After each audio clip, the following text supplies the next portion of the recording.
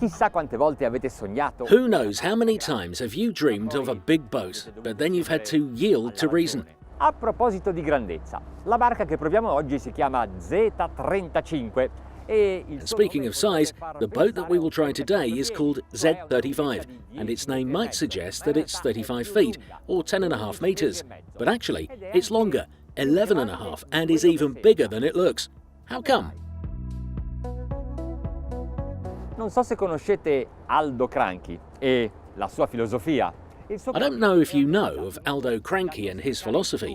His yard is well organised so as not to waste anything, whether time or materials, and the whole company is structured in order to optimise costs. This is an advantage for those looking for a bigger boat.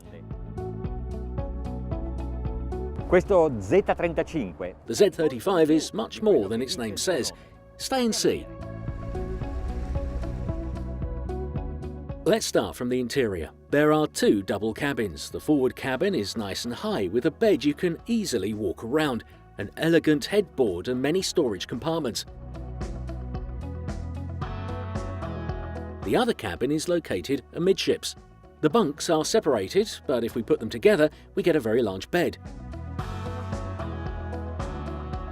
There's a seat at the vanity and a large storage space under the window.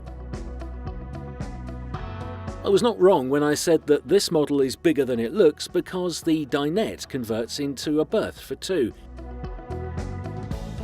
Right in front of the kitchen, which is equipped with a refrigerator, a stove, a sink and these cupboards, containers intended specifically for the glasses and plates designed by Cranchi.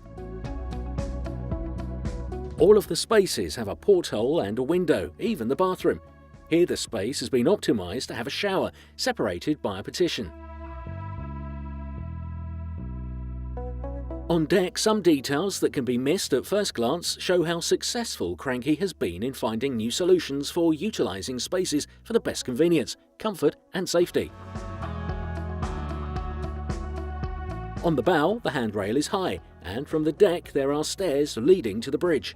There is a solution adopted for motorboats, but why not also use it for a day cruiser? The kitchen is below deck, but outside you can barbecue. The cockpit is furnished to accommodate 6 people quite comfortably. If you want a nicer sunbathing area, you can lower the table and add a cushion. The ladies can also sunbathe near the captain.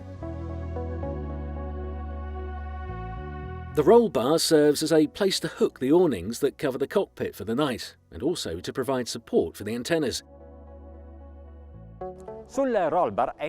And installed on the roll bar is the latest generation radar unit. See how it works. Observe the buoys surrounding us in the canal. They can be found even here on the screen, extremely clear to read. But how much does it cost? The question is important and the answer is interesting. Excluding tax, it's just a little more than €200,000.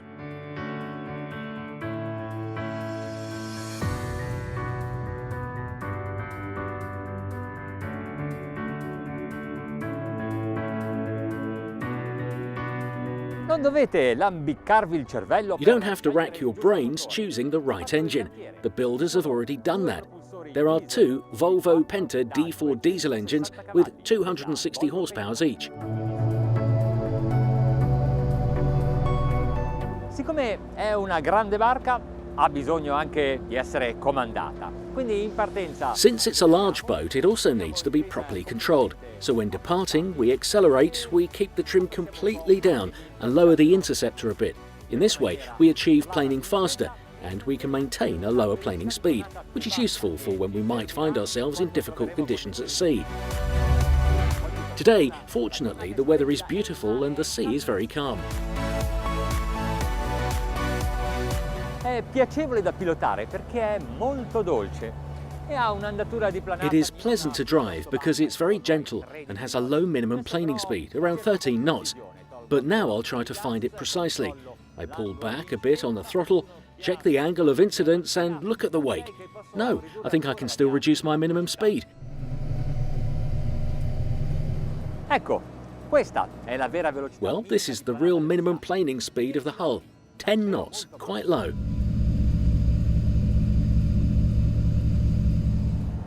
Una volta raggiunta un'andatura di crociera intorno ai 20 nodi si possono togliere un po' di Once you reach a cruising speed of around 20 knots, you can pull the flap, or reduce the trim, or the interceptor. In short, any system you use, and however you call it, the effect is the same.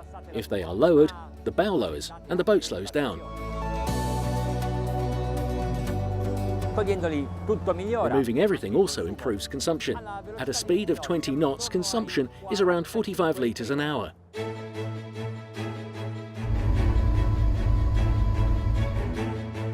Se volete fare qualche calcolo di consumo, If you want to do some consumption calculations for your cruise, you can say that at 27 knots it's enough to have 60 litres an hour, and that is a nice speed, if you can cruise at 27 miles an hour. al cambiare della velocità. When changing speed, it is always important to adjust the flaps to optimize performance. As you become accustomed to doing this, you will become a real captain. A 3200 giri minuto, ancora un regime di crociera, la velocità... On to 3,200 RPM, still cruising speed. Our speed is 30 knots, equivalent to 35 miles per hour. It is a high cruising speed with two 260 horsepower engines, but it's not enough. This boat does more.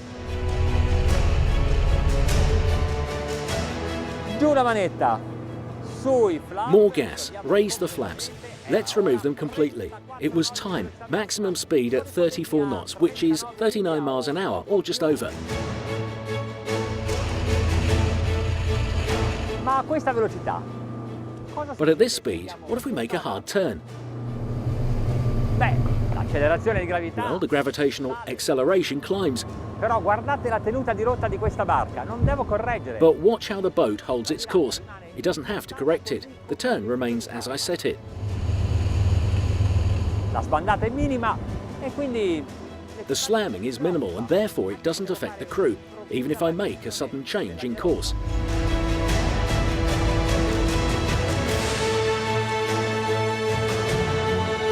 Se adesso è venuta anche a voi la voglia di provare questa barca, lo Z35... If now you are getting the desire to try this boat, the Z35 Cranky, you simply have to come to San Giorgio di Nogaro, between Trieste and Venice, whenever you want, because the Marine Test Centre, Italo Monzino, of Cranky Shipyard, is open 365 days a year.